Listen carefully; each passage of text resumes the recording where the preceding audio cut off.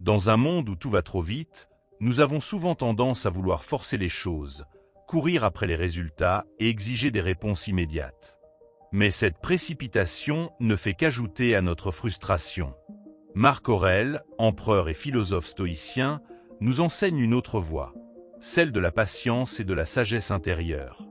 À travers ses écrits, il nous rappelle que chaque chose a son temps, et que forcer le cours naturel des événements ne mène qu'à plus de souffrance. Dans cette vidéo, nous allons découvrir 10 leçons puissantes tirées de ses pensées, qui nous apprennent à lâcher prise et à faire confiance au rythme de la vie. Il ne s'agit pas de passivité, mais de force tranquille.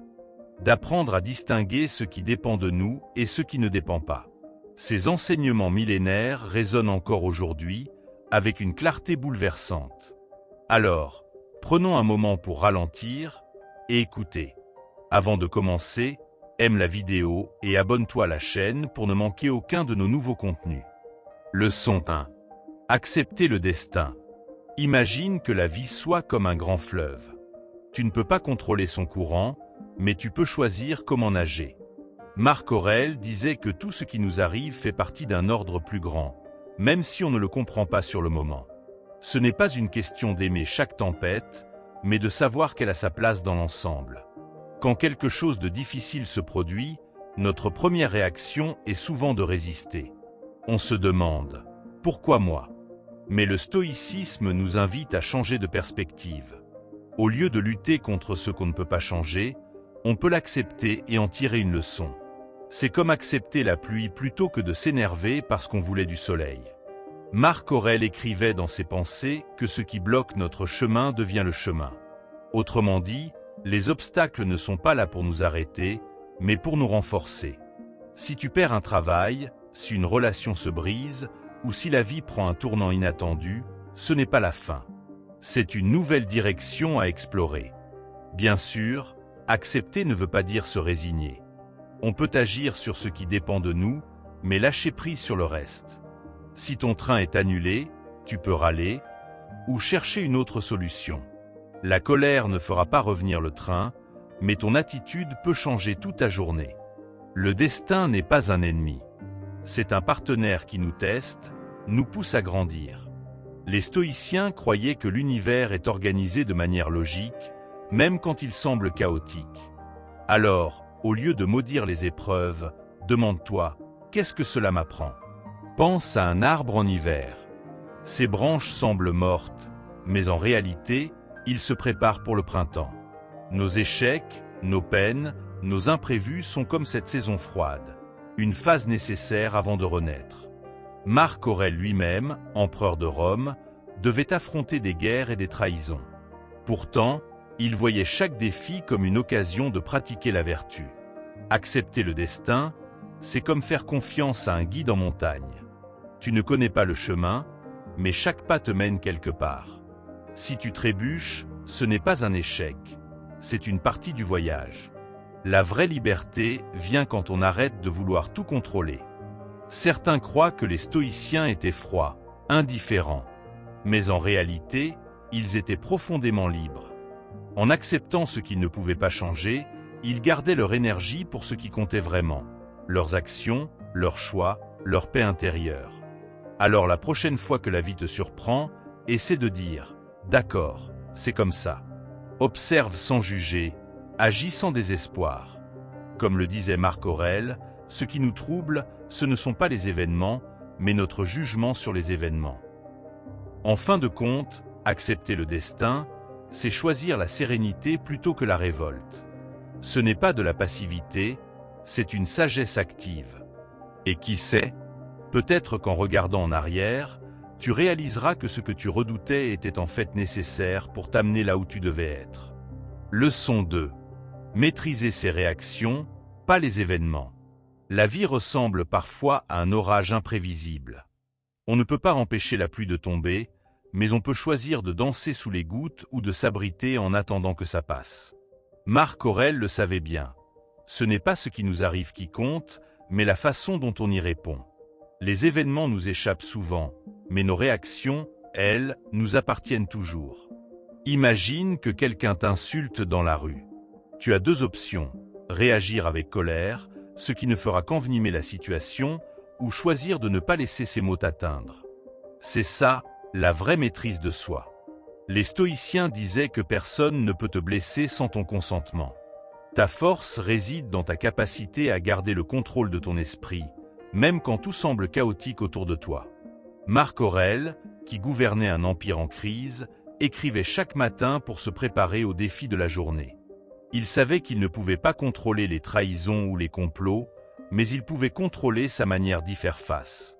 Au lieu de paniquer, il analysait, réfléchissait et agissait avec calme. C'est cette discipline mentale qui fait toute la différence entre une vie subie et une vie maîtrisée. Prenons un exemple simple. Tu rates ton bus. Tu peux t'énerver, maudire la malchance et gâcher ton humeur. Ou bien profiter de ces minutes supplémentaires pour respirer, observer autour de toi, ou même découvrir un nouveau chemin. La situation est la même, mais ton interprétation change tout. Les stoïciens appelaient cela le pouvoir du jugement. Cette petite voix intérieure qui décide si une chose est un problème ou une opportunité. Bien sûr, ce n'est pas toujours facile. Quand une injustice nous frappe ou qu'une personne nous blesse, la colère monte naturellement. Mais avant de réagir, pose-toi cette question. Est-ce que ma réaction va améliorer les choses ou juste ajouter du feu à la dispute? Souvent, on réalise que se mettre en rage ne sert à rien, alors que garder son calme permet de trouver une solution. Cette autonomie intérieure, c'est comme un muscle. Plus on l'entraîne, plus elle devient forte. Commence par de petites choses. Si ton café est trop froid, au lieu de râler, dis-toi que c'est l'occasion de savourer autre chose. Si un collègue t'irrite, demande-toi pourquoi cela te touche autant. Petit à petit, tu verras que tu deviens moins réactif et plus serein, même dans les tempêtes. Marc Aurèle rappelait que tu as pouvoir sur ton esprit, pas sur les événements extérieurs. C'est une libération. Tu n'as pas à porter le poids de ce que tu ne contrôles pas.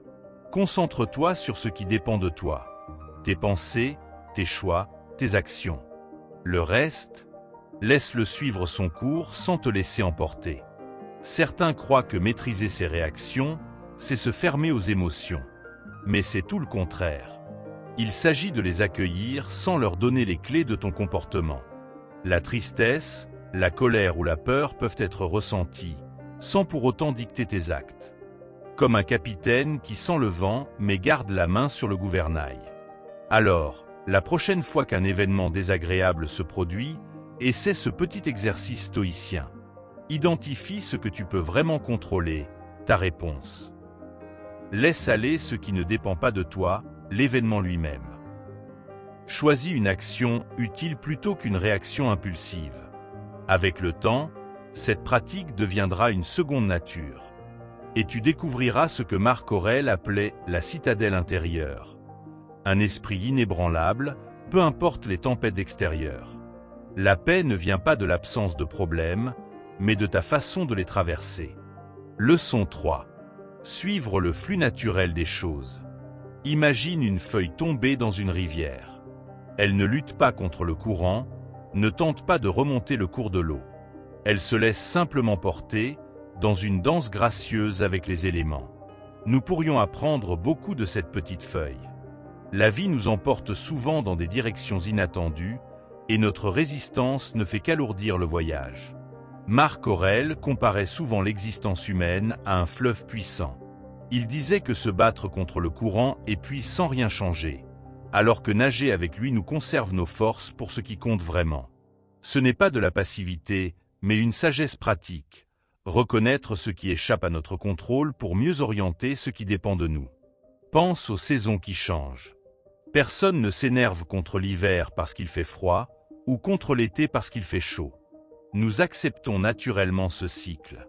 Pourtant, quand il s'agit de notre vie personnelle, nous voulons souvent que les choses restent immobiles, figées dans un état qui nous convient. Mais la nature nous montre chaque jour que le changement est la seule constante. Quand tu te retrouves à résister à une situation, pose-toi cette question simple. Est-ce que ma lutte modifie réellement les choses ou est-ce qu'elle ne fait qu'augmenter ma souffrance? Souvent, tu découvriras que ton énergie serait bien mieux utilisée à t'adapter qu'à combattre l'inévitable. Comme le disait Marc Aurèle, Ce qui fait obstacle devient le chemin. Cette philosophie ne signifie pas abandonner tout effort. Il s'agit plutôt de distinguer quand agir et quand lâcher prise. Si tu peux changer une situation, fais-le avec courage. Si tu ne le peux pas, change ta manière de la voir. C'est cette flexibilité mentale qui caractérise les grands sages stoïciens. Observe les enfants. Ils tombent souvent en apprenant à marcher, mais se relèvent immédiatement sans ruminer leur échec. Ils ne se demandent pas pourquoi ils sont tombés. Ils acceptent simplement que cela fasse partie du processus.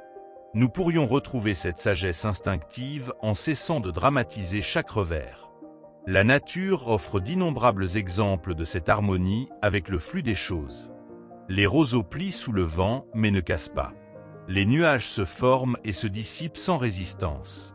Même notre corps suit ses rythmes naturels. Nous dormons, nous mangeons, nous respirons selon des cycles que nous ne contrôlons pas consciemment. Marc Aurèle nous rappelle que nous sommes partie intégrante de cet ordre naturel. Quand nous luttons contre lui, nous luttons contre nous-mêmes. Mais quand nous apprenons à danser avec le rythme de la vie, chaque défi devient une étape, chaque changement une opportunité de croissance. Commence par pratiquer cette acceptation dans les petites choses. Un embouteillage, respire profondément et profitant pour écouter de la musique. Une pluie imprévue, savoure l'odeur de la terre mouillée. Petit à petit, tu développeras cette capacité à naviguer les grandes tempêtes avec la même sérénité. Finalement, suivre le flux naturel des choses, c'est comme apprendre à surfer. Tu ne contrôles pas les vagues, mais tu peux choisir comment les chevaucher. Certaines t'emporteront plus loin que prévu, d'autres te feront tomber. Mais c'est dans cet équilibre dynamique que réside la véritable liberté et la paix intérieure. Leçon 4. La patience comme force. La patience n'est pas de l'attente passive. C'est une force silencieuse, une discipline intérieure qui nous permet de traverser les tempêtes sans perdre notre calme. Marc Aurèle, face aux défis de l'Empire romain, savait que l'impatience mène à des décisions précipitées, tandis que la patience ouvre la voie à la sagesse.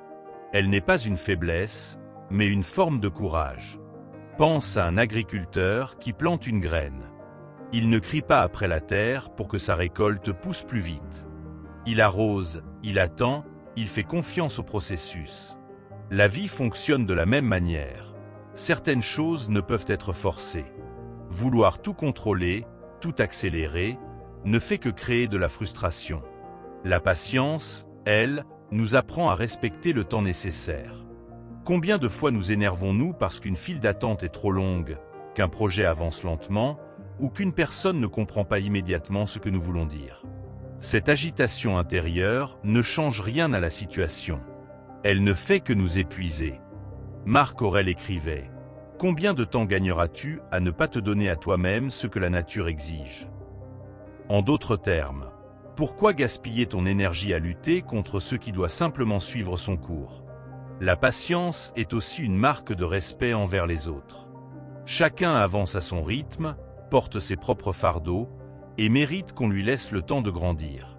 Quand nous exigeons des changements immédiats chez les autres, nous oublions que la transformation prend du temps. Un bon professeur, un bon ami, un bon leader sait attendre sans abandonner. Dans un monde qui célèbre la rapidité et les résultats instantanés, la patience devient un acte de rébellion.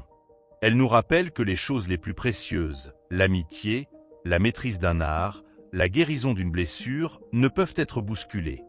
Les stoïciens voyaient cela comme une forme de respect pour l'ordre naturel des choses. Pourtant, être patient ne signifie pas tout accepter sans rien faire. C'est une vertu active. On continue d'avancer, mais sans s'épuiser dans l'impatience. Si tu travailles sur un projet important, fais ce qui dépend de toi, puis laisse le temps faire son œuvre. Si tu veux qu'une relation s'améliore, sois constant dans tes efforts, mais ne force pas l'autre à changer du jour au lendemain. Marc Aurèle, qui gouvernait un empire en crise, devait souvent prendre des décisions difficiles. Il savait que certaines situations demandaient une action immédiate, mais que d'autres nécessitaient du recul et de la persévérance. La patience lui permettait de distinguer les deux. Elle n'est pas de l'indécision, mais une intelligence du timing. Comment cultiver cette patience au quotidien? Commence par observer tes réactions. Quand tu sens la frustration monter, demande-toi, est-ce que mon impatience va accélérer les choses ou simplement me stresser? Respire profondément. Rappelle-toi que certaines étapes ne peuvent être sautées. Petit à petit, tu transformeras cette tension en une force tranquille. La nature nous enseigne cette leçon chaque jour. Un arbre ne devient pas grand en quelques heures. Une rivière creuse son lit goutte après goutte. Même les étoiles suivent leur course sans se précipiter. Pourquoi vouloir aller plus vite que le rythme même de la vie? Finalement, la patience est un cadeau que nous nous faisons à nous-mêmes. Elle nous libère de la tyrannie de l'urgence, nous permet d'apprécier le chemin au lieu de fixer obsessionnellement la destination. Comme le disait Marc Aurèle, le temps est un fleuve où tout passe. Ce qui compte, c'est de naviguer avec grâce, sans lutter contre le courant. La vraie force ne réside pas dans la vitesse, mais dans la capacité à avancer avec calme et détermination. Leçon 5. Sérénité face à l'incontrôlable. La vie ressemble souvent à une mer agitée. Certaines vagues peuvent être évitées, d'autres nous frappent de plein fouet. Le secret ne consiste pas à vouloir calmer l'océan, mais à apprendre à naviguer malgré les tempêtes. Les stoïciens comprenaient cette vérité. Il y a ce qui dépend de nous et tout le reste. La sagesse commence quand on sait faire la différence. Imagine que tu doives prendre un avion important.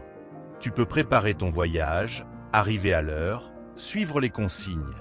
Mais si le vol est retardé à cause du mauvais temps, toute ton énergie ne changera rien à la situation. Te mettre en colère n'accélérera pas les nuages. C'est là que la philosophie stoïcienne devient précieuse. Concentre-toi sur ce que tu peux influencer et accepte ce qui échappe à ton pouvoir.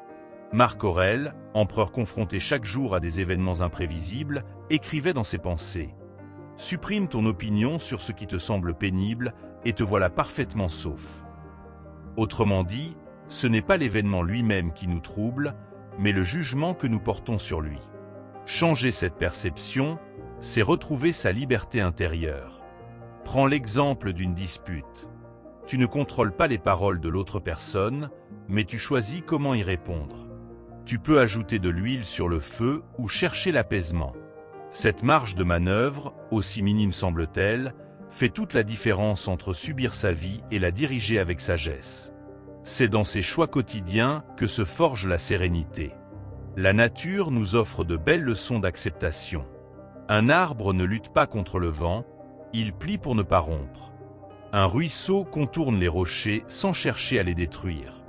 Ces éléments suivent une loi simple, dépenser leur énergie uniquement là où elle peut être utile. Nous ferions bien de nous en inspirer plutôt que de nous épuiser contre des murs infranchissables. Bien sûr, accepter ne signifie pas renoncer.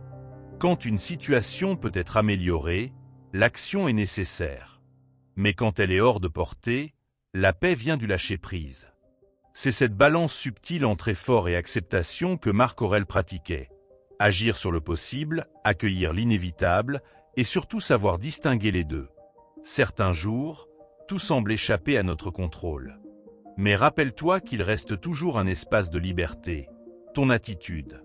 Personne ne peut te forcer à penser ou ressentir ce que tu ne veux pas. Cette forteresse intérieure, les stoïciens l'appelaient la citadelle de l'âme. Même dans les pires tempêtes, elle reste inaccessible aux assauts du destin. Pour cultiver cette sérénité, commence par observer tes réactions. Quand une situation difficile survient, demande-toi « Quel aspect puis-je réellement changer ?» Si la réponse est « aucun », concentre-toi sur ta manière de la traverser. Respire, relativise et rappelle-toi que cette épreuve aussi passera. C'est ainsi qu'on préserve son énergie pour les combats qui en valent la peine. Marc Aurèle comparait la vie à une pièce de théâtre où nous ne choisissons pas le scénario, mais où nous pouvons jouer notre rôle avec dignité. Les décors changent, les autres acteurs improvisent, mais notre jeu dépend de nous. Cette métaphore résume bien l'essence du stoïcisme. Accepter ce qu'on ne peut modifier et exceller dans ce qu'on peut maîtriser, nos pensées, nos valeurs, nos actions. Finalement, la sérénité face à l'incontrôlable n'est pas de la résignation, mais une forme supérieure d'intelligence. Elle nous permet de naviguer dans un monde imprévisible sans perdre notre cap intérieur. Comme le disait le philosophe, tu as pouvoir sur ton esprit, pas sur les événements extérieurs. Réalise cela et tu trouveras la force. Une leçon simple dans son énoncé, mais qui change tout dans la pratique. Leçon 6. La visualisation négative. Et si tu perdais ton emploi demain? Et si un proche tombait gravement malade? Ces questions semblent angoissantes, mais les stoïciens les considéraient comme des exercices précieux. La visualisation négative ne consiste pas à craindre le pire, mais à s'y préparer. En affrontant mentalement nos peurs, nous leur enlevons leur pouvoir de nous surprendre et de nous paralyser. Prends un instant pour imaginer ce que tu redoutes le plus. Pas pour t'inquiéter, mais pour réaliser que tu pourrais y faire face. Les stoïciens appelaient cela la préméditation des mots. Marc Aurèle lui-même pratiquait cet exercice chaque matin. Il envisageait les difficultés de la journée à venir pour ne pas être pris au dépourvu. Cette habitude transforme l'anxiété en préparation. Quand nous anticipons les épreuves possibles, 3 choses magiques se produisent. D'abord, nous réalisons que nous sommes plus forts que nous le croyons. Ensuite, si le malheur frappe vraiment, son impact est moindre. Nous l'avions déjà envisagé. Enfin, et c'est le plus beau, nous devenons soudain reconnaissants pour tout ce qui va bien aujourd'hui. La gratitude naît souvent de cette confrontation imaginaire avec la perte. Imagine que tu t'exerces à visualiser la perte de ta maison. Non pas pour souffrir par avance, mais pour apprécier davantage ton toit actuel. Les stoïciens recommandaient de se dire régulièrement « Ceci aussi peut disparaître ».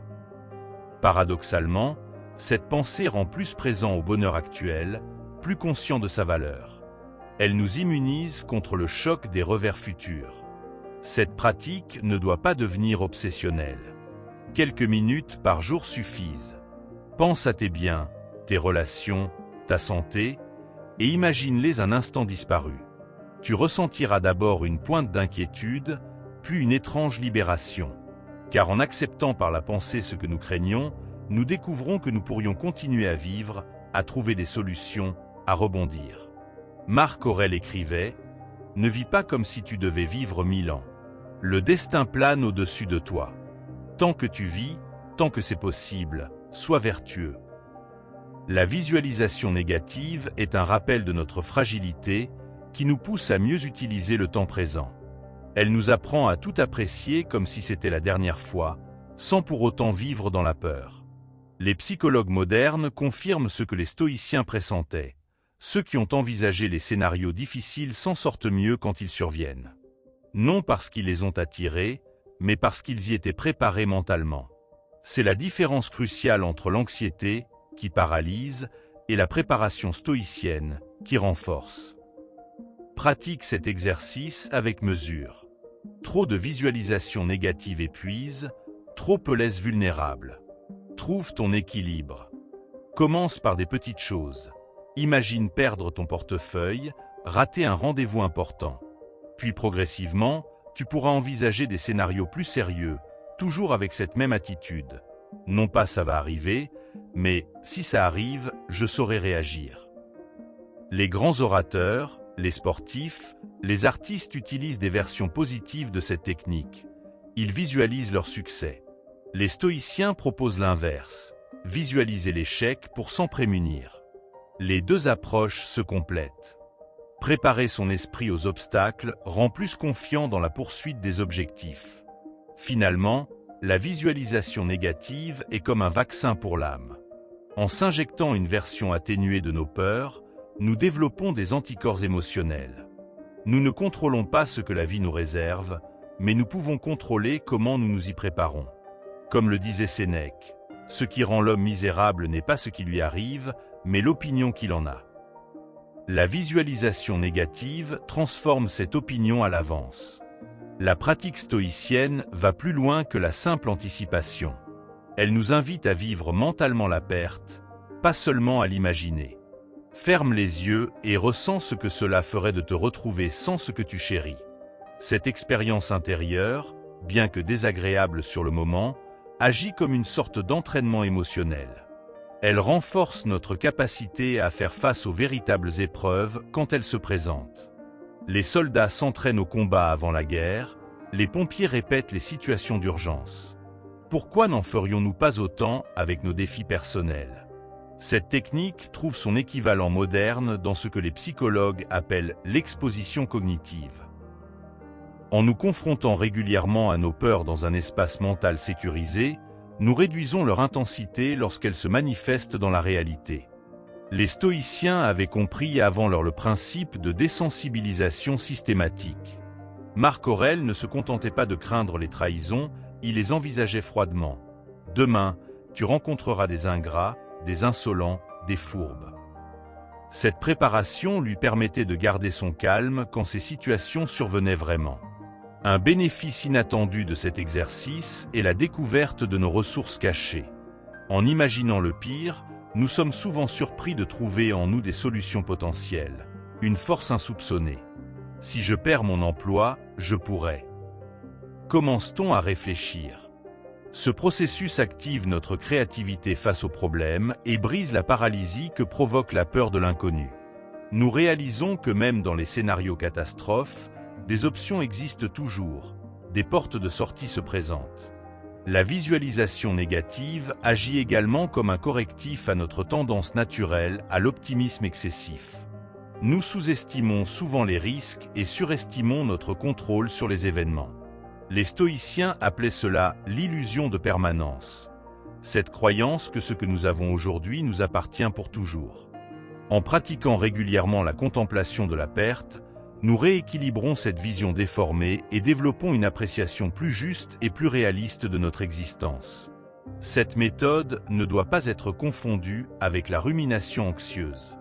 La différence cruciale réside dans l'attitude.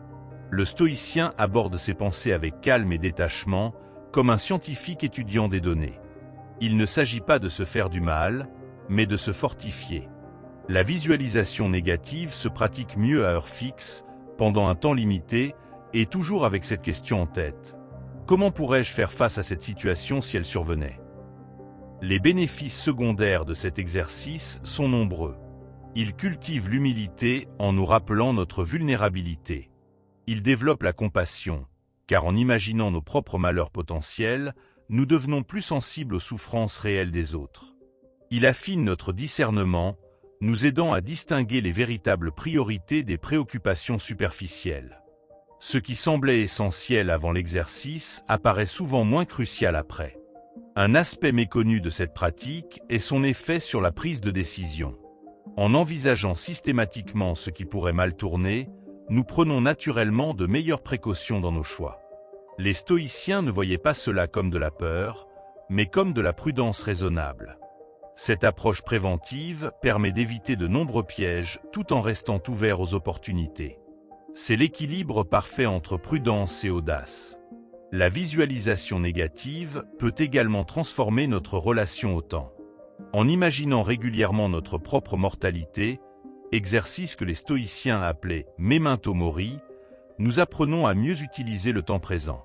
Les tâches triviales perdent de leur importance, tandis que ce qui compte vraiment prend une nouvelle urgence. Ce n'est pas morbide, mais vivifiant. En acceptant que notre temps est limité, nous cessons de le gaspiller sur des futilités. Pour intégrer cette pratique dans la vie moderne, on peut commencer par de petits exercices quotidiens. Pendant ta douche du matin, imagine perdre quelque chose d'important.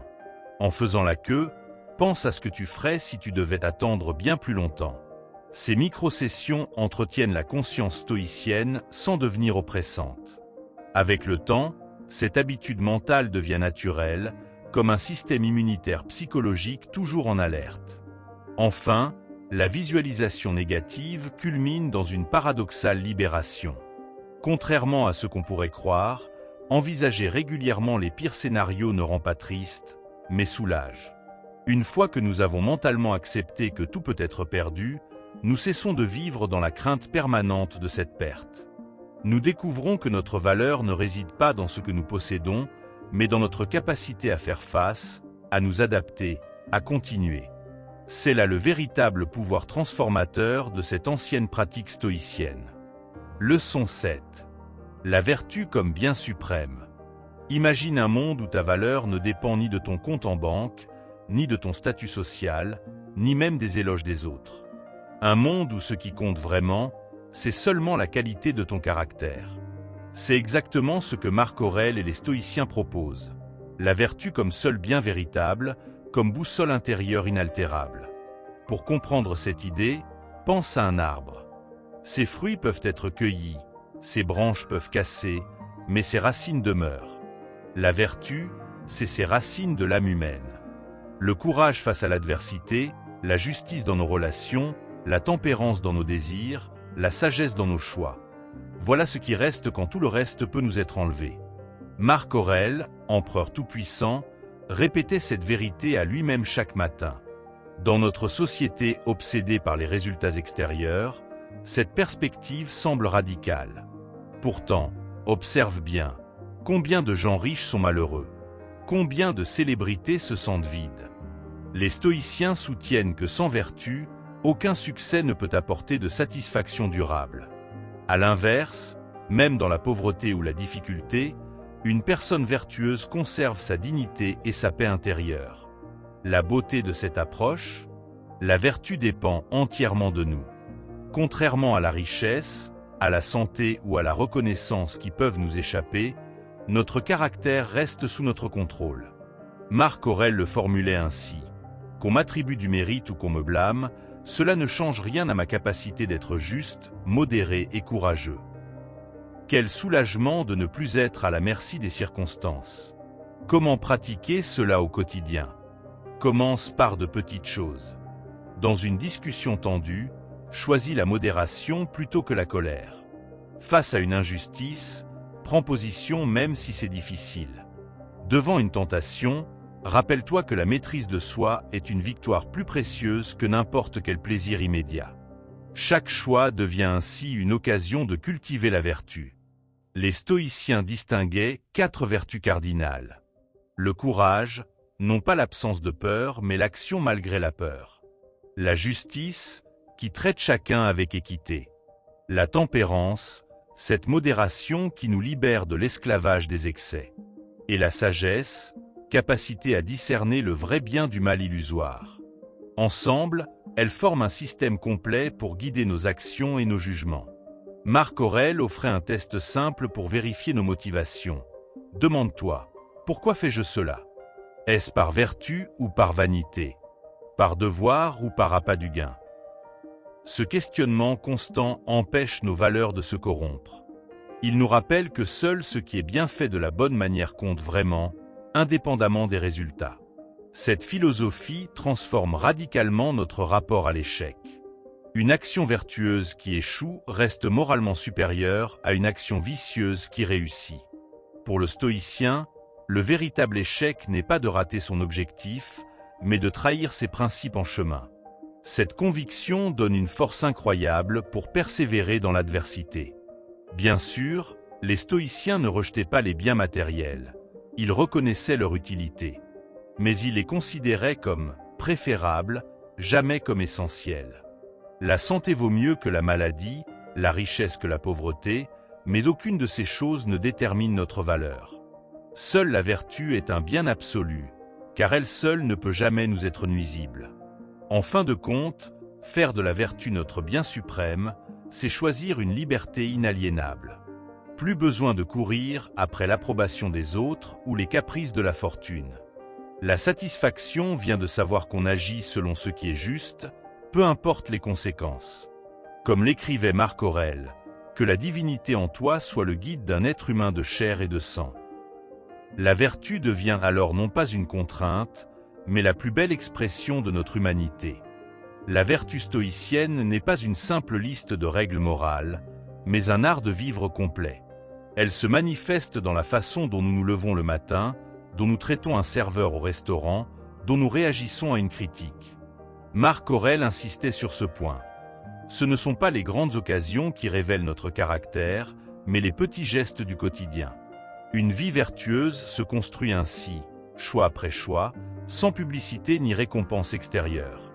Contrairement à ce qu'on pourrait croire, la vertu n'émousse pas les joies de l'existence, elle les intensifie. En maîtrisant nos désirs désordonnés, nous goûtons mieux ce que nous avons. En pratiquant la justice, nos relations deviennent plus authentiques. Le courage nous ouvre à des expériences que la peur nous aurait fait éviter.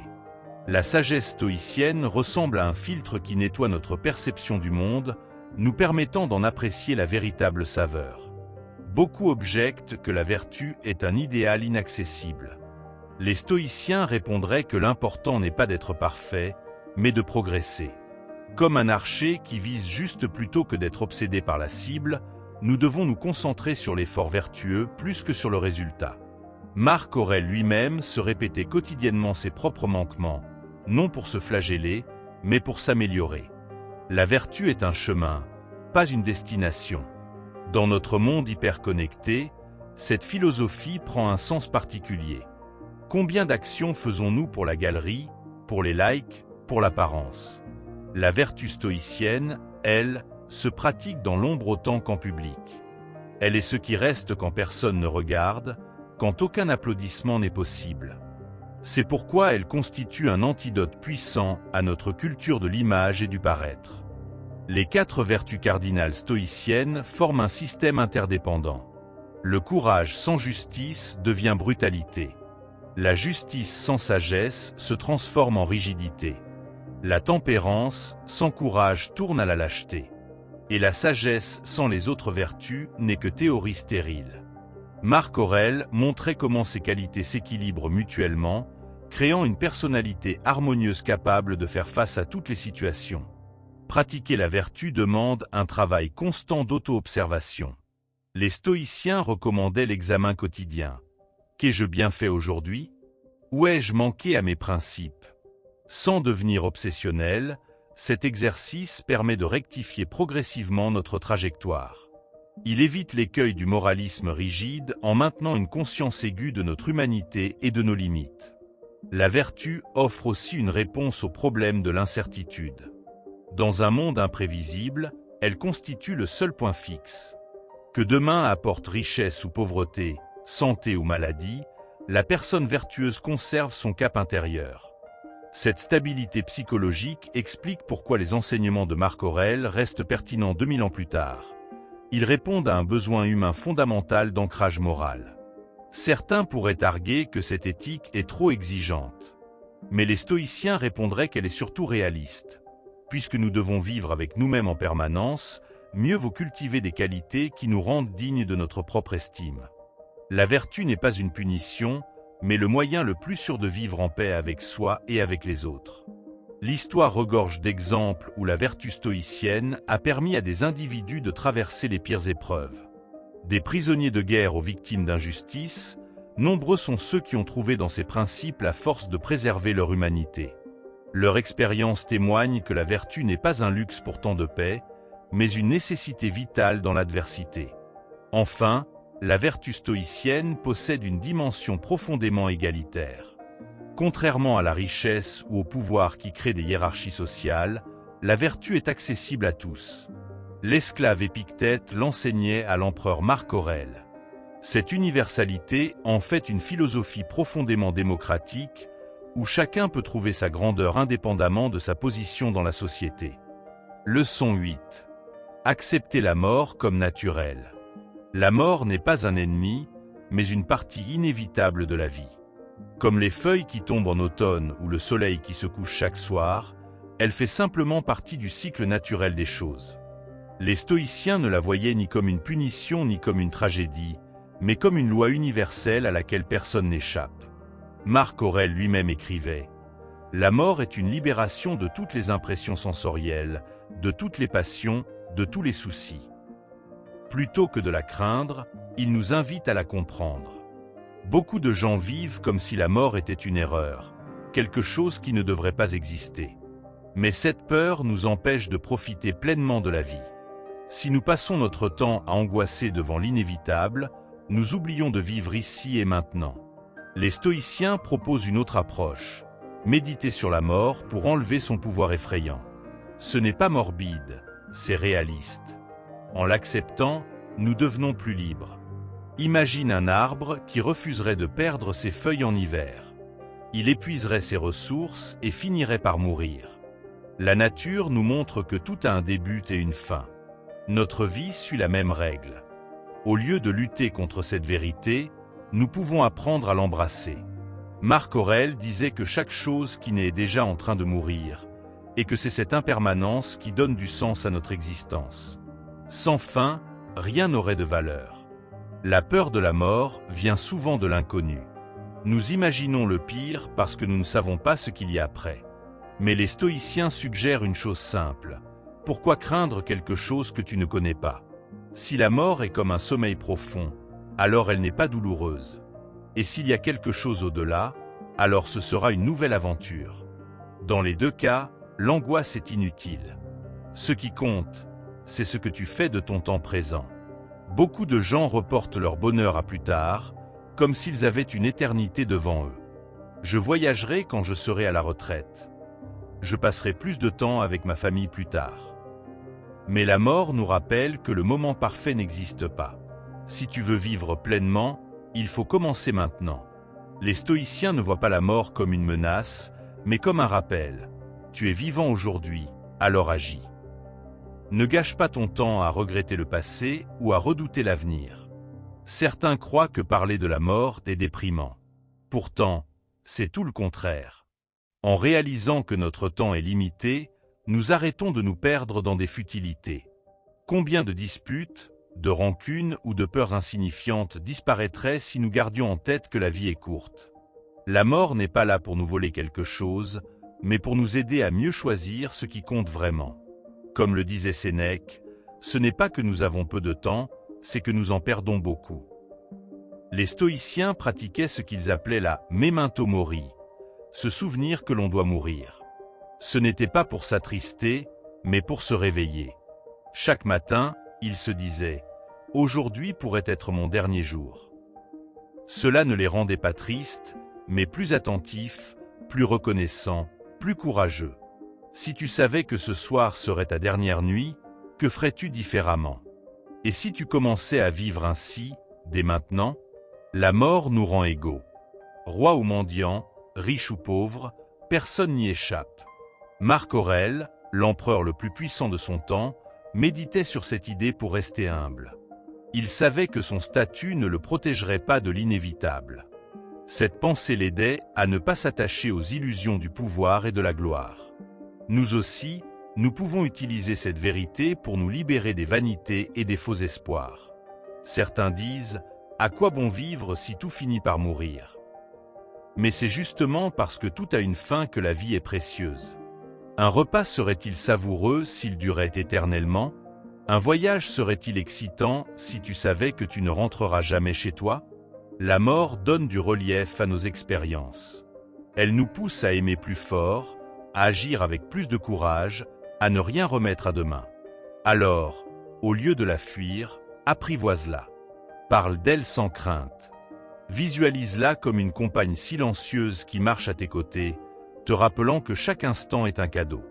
Les stoïciens ne cherchaient pas à mourir, mais à bien vivre. Et pour bien vivre, il faut d'abord accepter de mourir. Comme le disait Épictète, ce n'est pas la mort qu'il faut craindre, mais la peur de la mort. Une fois libéré de cette peur, tu deviens vraiment libre. La mort est comme une rivière qui coule inexorablement vers la mer. Nous ne pouvons pas l'arrêter, mais nous pouvons choisir comment naviguer ses eaux. Les stoïciens comprenaient que résister à l'inévitable ne fait que créer de la souffrance. Au lieu de cela, ils apprenaient à danser avec le courant, à trouver la paix dans l'acceptation. Marc Aurèle se demandait souvent « Pourquoi pleurer sur ce qui doit arriver ?» Cette question n'est pas cruelle, elle est libératrice. Elle nous invite à regarder la réalité en face, sans faux espoir ni illusion. La mort n'est pas une erreur, c'est une destination commune à tous les êtres vivants. Penser à la mort ne doit pas nous rendre tristes, mais plus vivants. Imagine un feu qui brûle plus intensément juste avant de s'éteindre. C'est ainsi que nous devrions vivre, avec passion, avec présence, comme si chaque instant comptait double. Les stoïciens voyaient la mort comme un rappel constant de ne pas gaspiller notre temps. Combien de minutes perdues dans des soucis inutiles, des regrets stériles ou des conflits épuisants? La mort nous murmure « Réveille-toi, vis maintenant ». Elle est notre professeure la plus sage, même si nous n'aimons pas toujours ses leçons. Certains croient que la peur de la mort nous protège, mais c'est souvent le contraire. Cette peur peut nous paralyser, nous empêcher de prendre des risques nécessaires, de dire « je t'aime » quand il le faut, de poursuivre nos rêves. Les stoïciens proposaient un exercice puissant, vivre chaque jour comme s'il était le dernier, non pas dans la panique, mais dans la gratitude. Que ferais-tu différemment si tu savais que ton temps était compté? Probablement moins de choses futiles et plus de choses essentielles. La mort nous apprend à distinguer l'important du superflu. La société moderne nous distrait de la mort, comme si c'était un sujet tabou. Nous cachons les personnes âgées dans des maisons de retraite, nous maquillons les cadavres pour qu'ils aient l'air endormis, nous évitons d'en parler. Mais cette fuite ne fait qu'augmenter notre angoisse. Les stoïciens, eux, regardaient la mort droit dans les yeux. Ils visitaient les tombes, parlaient ouvertement de la fin, s'y préparaient mentalement. Cette confrontation n'était pas morbide, elle était thérapeutique. En apprivoisant la mort, ils apprivoisaient leur propre peur. La mort est aussi une grande égalisatrice. Peu importe ta richesse, ta beauté ou ton statut social, elle vient pour tous. Marc Aurèle, l'empereur, méditait sur ce fait pour rester humble. Il savait que son pouvoir ne le sauverait pas. Cette pensée l'empêchait de devenir arrogant ou trop attaché aux plaisirs éphémères. Pour nous aussi, cette réalité peut être un antidote à l'ego et aux désirs excessifs. Quand nous réalisons que nous partageons tous le même destin, nos petites rivalités et envies semblent bien futiles. Beaucoup de gens vivent comme s'ils étaient immortels, remettant toujours leurs projets à plus tard. Un jour, je serai heureux, se disent-ils. Mais un jour n'est pas garanti. Les stoïciens insistaient sur l'importance d'agir maintenant, car le futur est incertain. Cela ne signifie pas vivre dans la précipitation, mais dans l'intentionnalité. Si tu veux écrire un livre, commence aujourd'hui. Si tu veux réparer une relation, ne tarde pas. La mort n'attend pas que nous soyons prêts. Alors pourquoi attendre pour vivre pleinement? Certaines cultures célèbrent la mort plutôt que de la craindre. Au Mexique, le jour des morts est une fête colorée où l'on honore les défunts avec joie. Les stoïciens auraient approuvé cette approche.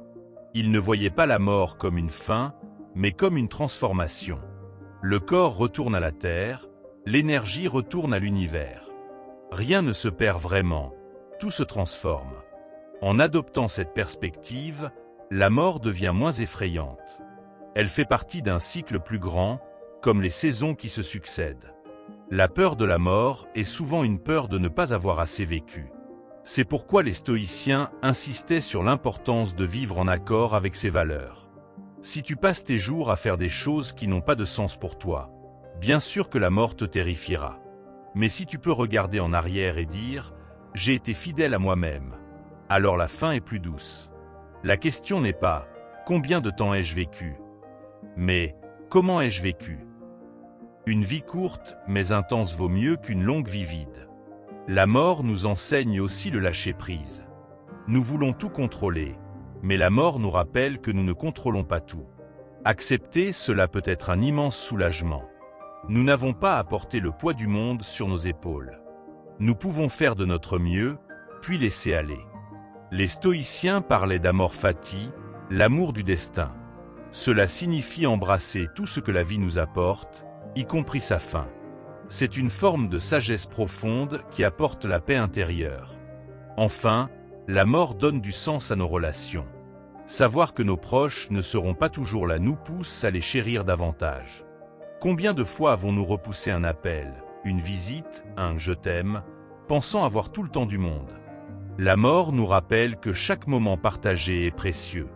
Les stoïciens ne voyaient pas cela comme triste, mais comme une motivation à aimer plus profondément. Dans l'impermanence de la vie réside sa plus grande beauté. Alors, au lieu de craindre la fin, utilisons-la comme une boussole pour vivre avec plus d'amour, de courage et de présence. Leçon 9. Détachement des résultats. La vie ressemble souvent à un jardin. Tu peux planter les graines, les arroser et prendre soin de la terre, Mais tu ne contrôles pas la météo ni le moment précis où les fleurs pousseront. Les stoïciens, et particulièrement Marc Aurèle, nous rappellent que notre pouvoir s'arrête là où commence l'incertitude. Nous maîtrisons nos actions, pas leurs conséquences. Et c'est dans cette distinction que réside une liberté immense. Combien de fois t'es-tu senti frustré parce que tes efforts n'ont pas donné les fruits escomptés? Un projet qui échoue, une relation qui se brise malgré tes soins, un objectif qui reste hors de portée. La souffrance ne vient pas de l'échec lui-même, mais de l'attachement excessif au résultat. Les stoïciens proposent une alternative. Donne le meilleur de toi-même, puis accepte que l'issue ne t'appartient pas.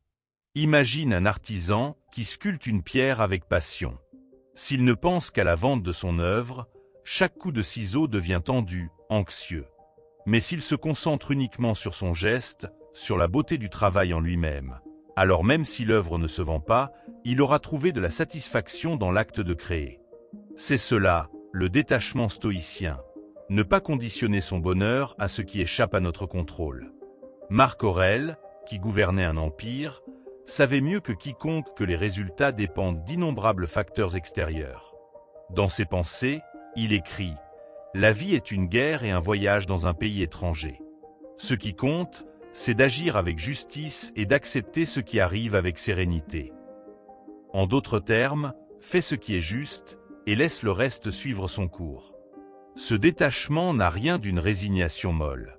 Au contraire, il libère une énergie folle. Quand tu n'es plus paralysé par la peur de l'échec ou obsédé par la réussite, tu deviens plus audacieux, plus créatif.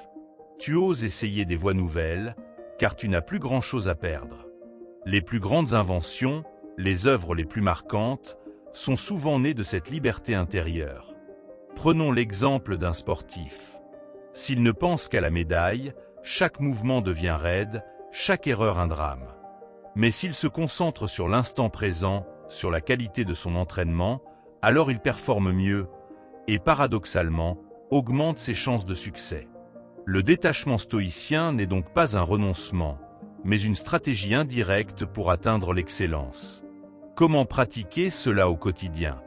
Commence par séparer clairement ce qui dépend de toi et ce qui ne dépend pas de toi.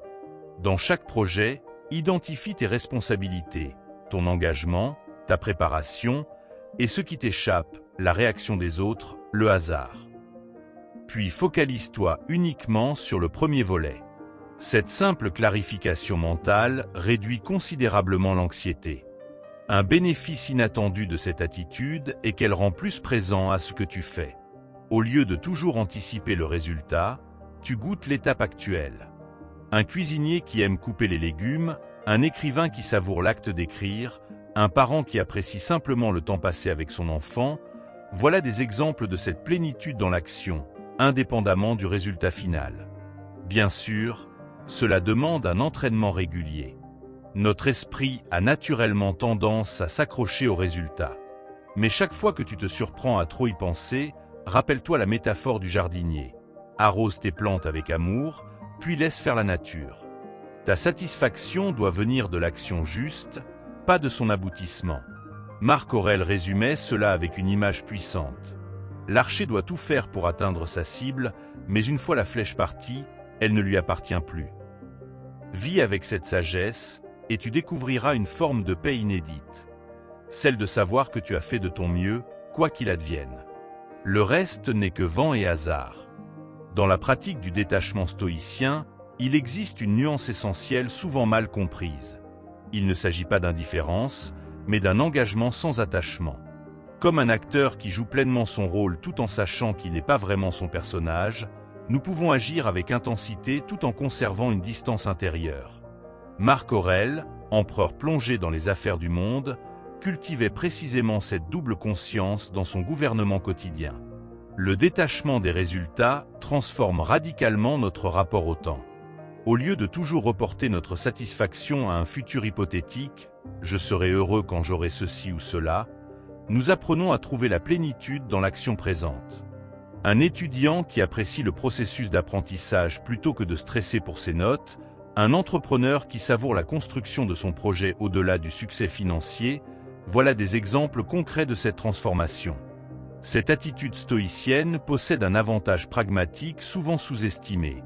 Elle améliore paradoxalement nos performances. Lorsque nous ne sommes plus paralysés par la peur de l'échec, notre esprit devient plus clair, nos décisions plus judicieuses. Les grands athlètes connaissent bien cet état de « flow » où l'on excelle précisément quand on cesse de se préoccuper du résultat. La vertu stoïcienne rejoint ici la sagesse des arts martiaux. C'est quand on lâche prise que tout devient possible. Un exercice pratique pour cultiver ce détachement consiste à se poser régulièrement cette question. Si je devais échouer, est-ce que cette action en vaudrait quand même la peine? Si la réponse est oui, alors vous êtes sur la bonne voie. Un musicien qui joue par pur amour de la musique, un bénévole qui aide sans attendre de reconnaissance. Leurs actes possèdent une beauté intrinsèque indépendante des résultats. C'est cette qualité que nous pouvons chercher à insuffler dans toutes nos entreprises. Le détachement stoïcien nous protège également des manipulations extérieures. Quand nous cessons d'être accrochés à des résultats spécifiques, obtenir un poste, gagner une argumentation, recevoir une récompense, nous devenons moins vulnérables au chantage émotionnel et au jeu de pouvoir. Marc Aurèle, constamment entouré de courtisans et d'intrigues, trouvait dans cette indépendance intérieure une forteresse imprenable contre les manipulations politiques. Cette philosophie est particulièrement précieuse dans nos sociétés obsédées par la performance et la productivité. Elle offre un antidote au burn-out en redéfinissant radicalement ce qu'est une journée réussie. Non pas une liste de tâches cochées, mais la certitude d'avoir agi avec intégrité, concentration et présence à chaque instant. Le quantitatif cède la place au qualitatif, et c'est toute notre expérience du temps qui s'en trouve transformée. Un bénéfice inattendu du détachement est qu'il nous rend plus disponibles aux opportunités imprévues. Fixés sur un résultat précis, nous risquons de passer à côté de possibilités plus riches qui ne correspondent pas à notre scénario initial.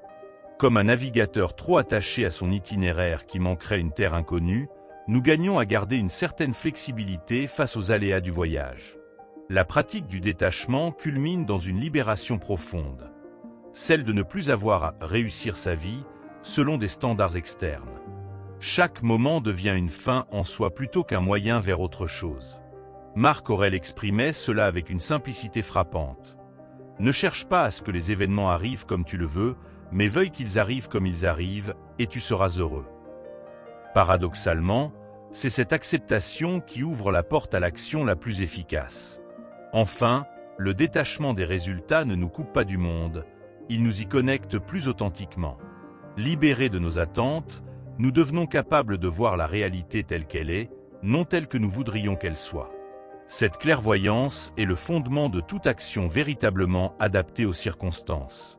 Le stoïcisme rejoint ici les sagesses orientales. C'est en lâchant prise que l'on saisit juste, en renonçant à contrôler que l'on agit avec le plus d'impact. Appliqué au domaine relationnel, ce principe transforme nos interactions. Au lieu d'attendre des autres qu'ils réagissent comme nous l'espérions, nous apprenons à donner sans exigence, à écouter sans projection. Les relations deviennent alors un espace de liberté mutuelle plutôt qu'un champ de manipulation réciproque. C'est peut-être là la plus belle expression du détachement stoïcien. Aimer sans possession, agir sans attente, être pleinement présent sans s'accrocher à demain. Leçon 10. Vivre selon la nature humaine. Marc Aurèle nous rappelait souvent une vérité simple mais profonde. Nous sommes des êtres à la fois rationnels et sociaux. Cela signifie que notre nature profonde nous pousse à réfléchir avant d'agir et à vivre en harmonie avec les autres. Quand nous ignorons cette réalité, nous souffrons inutilement. La vertu stoïcienne, c'est justement d'aligner nos actions sur cette double nature. Utiliser notre raison pour faire des choix éclairés et cultiver des relations bienveillantes avec ceux qui nous entourent. Imagine un arbre qui refuserait de pousser vers la lumière ou un oiseau qui n'utiliserait pas ses ailes pour voler. Cela paraîtrait absurde, non? Pourtant, beaucoup d'humains vivent en contradiction avec leur propre nature. Ils se laissent dominer par des émotions passagères ou des désirs égoïstes, oubliant qu'ils possèdent la capacité de réfléchir et de coopérer. Marc Aurèle voyait dans cette contradiction la source de bien des malheurs. Vivre selon sa nature, c'est au contraire trouver la paix intérieure. La raison est notre guide le plus précieux. Elle nous permet de distinguer ce qui dépend de nous de ce qui ne dépend pas de nous, de choisir nos réactions face aux événements, de résister aux tentations qui nous éloignent de nos valeurs. Sans elle, nous sommes comme un bateau sans gouvernail, ballotté par les vagues des circonstances. Mais attention, la raison stoïcienne n'est pas froide et calculatrice. Elle est au service de la justice, de la modération et du bien commun. C'est en cela qu'elle nous rend vraiment humains. Notre nature sociale est tout aussi importante. Personne ne peut s'épanouir en complète isolation. Nous sommes faits pour vivre en communauté, pour échanger, pour nous entraider. Quand nous agissons avec mépris ou indifférence envers les autres, nous trahissons une partie essentielle de nous-mêmes. Marc Aurèle, bien qu'empereur, se considérait comme un simple maillon de la grande chaîne humaine. Il voyait dans chaque rencontre une occasion de pratiquer la patience, la générosité ou le pardon, autant de vertus qui renforcent le tissu social. Les passions et les impulsions sont nos plus grands obstacles. La colère qui nous fait dire des mots blessants, la peur qui nous paralyse, l'envie qui nous ronge. Toutes ces émotions non maîtrisées nous éloignent de notre nature profonde. Les stoïciens ne disaient pas qu'il fallait les nier, mais plutôt les comprendre et les transformer. Entre le stimulus et la réponse, il y a toujours un espace de liberté où notre raison peut intervenir. C'est dans cet espace que réside notre véritable pouvoir. Pratiquer la vertu au quotidien demande des efforts constants. Cela signifie résister à la tentation de mentir quand la vérité est inconfortable, partager même quand on pourrait garder pour soi, rester calme face à la provocation. Ces choix peuvent sembler difficiles sur le moment, mais ils nous apportent à long terme une satisfaction bien plus grande que n'importe quel plaisir égoïste. Comme le disait Marc Aurèle, ce qui est bon pour l'abeille est bon pour la ruche. En prenant soin des autres, nous prenons finalement soin de nous-mêmes. La modération est une autre clé essentielle. Dans un monde qui nous pousse à toujours vouloir plus de richesse, plus de plaisir, plus de reconnaissance, les stoïciens proposent une voie différente, savoir se contenter de ce qui est nécessaire. Cela ne signifie pas vivre dans l'austérité, mais éviter l'esclavage des désirs infinis. Quand nous simplifions nos besoins, nous découvrons que la liberté et le bonheur étaient en nous depuis le début, cachés sous des couches d'envie superflues. Vivre selon sa nature, c'est aussi accepter ses limites. Nous ne sommes pas des dieux, mais des humains faillibles. Nous commettrons des erreurs, nous connaîtrons des échecs, et c'est normal. L'important est de toujours apprendre et progresser. La perfection n'est pas le but. L'effort sincère vers la vertu l'est. Cette acceptation réaliste de notre condition nous évite bien des frustrations et nous permet d'avancer avec humilité. Enfin, cette philosophie n'est pas qu'une théorie. Elle doit se traduire en actions concrètes. Aujourd'hui même, vous pouvez écouter vraiment quelqu'un au lieu de préparer votre réponse, aider sans attendre de reconnaissance, résister à une envie futile, prendre du recul avant de réagir à une provocation. Ces petits actes, répétés jour après jour, forment une vie cohérente avec notre nature la plus noble. Marc Aurèle écrivait dans ses pensées « Sois comme un promontoire contre lequel les vagues viennent sans cesse se briser. Il reste debout et autour de lui le flot agité se calme. » Voilà ce que signifie vivre selon la nature humaine. Être cette force stable et bienveillante, guidée par la raison et ouverte aux autres, au milieu des tempêtes de l'existence. C'est peut-être le plus beau défi qui soit. La nature humaine est comme une rivière qui cherche naturellement son équilibre. Lorsque nous luttons contre notre essence rationnelle et sociale, c'est comme si nous tentions de remonter le courant à la nage, nous nous épuisons inutilement. Les stoïciens observaient que le malheur survient précisément quand nous résistons à notre vraie nature. Marc Aurèle comparait cela à une main qui refuserait de saisir ou un œil qui refuserait de voir.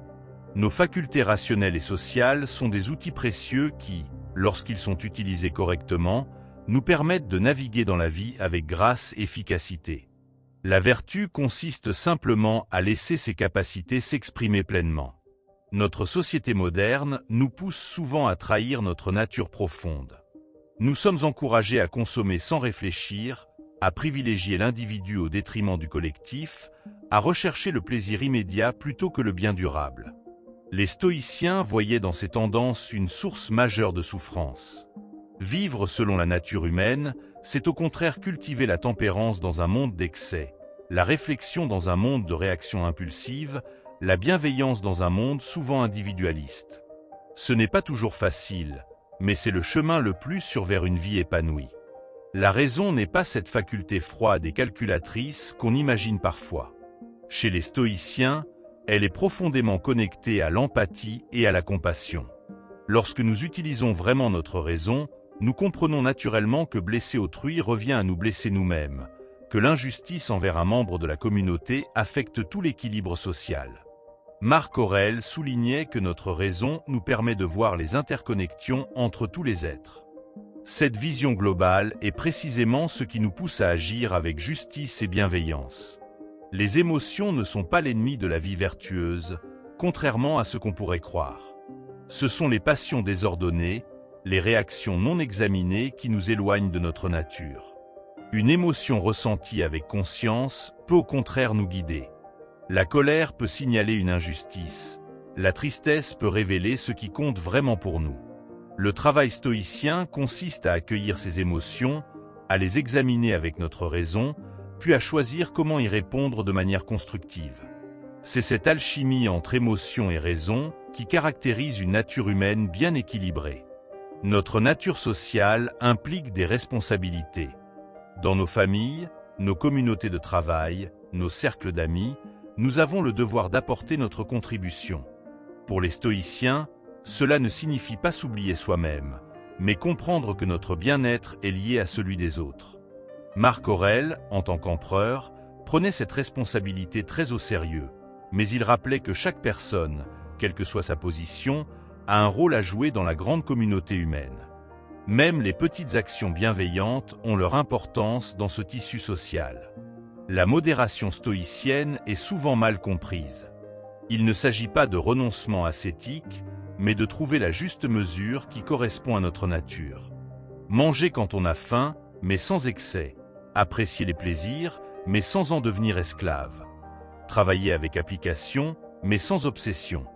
Cette modération n'est pas une limitation, mais au contraire une libération. Elle nous permet de jouir pleinement des choses simples sans être constamment en quête de plus. C'est dans cet équilibre que nous trouvons une satisfaction durable. Les obstacles de la vie sont en réalité des occasions de vivre selon notre nature. Chaque difficulté nous donne l'opportunité d'exercer notre raison, de pratiquer la patience, de faire preuve de courage ou de créativité. Marc Aurèle voyait dans chaque épreuve une matière première pour progresser en vertu. Au lieu de maudire les circonstances difficiles, nous pouvons les utiliser comme un gymnase où entraîner notre caractère. C'est précisément dans ces moments que notre humanité peut s'exprimer le plus pleinement. La pratique de l'examen quotidien est un outil puissant pour rester aligné avec notre nature. Le soir venu, nous pouvons nous demander « Aujourd'hui, ai-je utilisé ma raison face aux défis ? Ai-je honoré ma nature sociale par des actes de bienveillance ?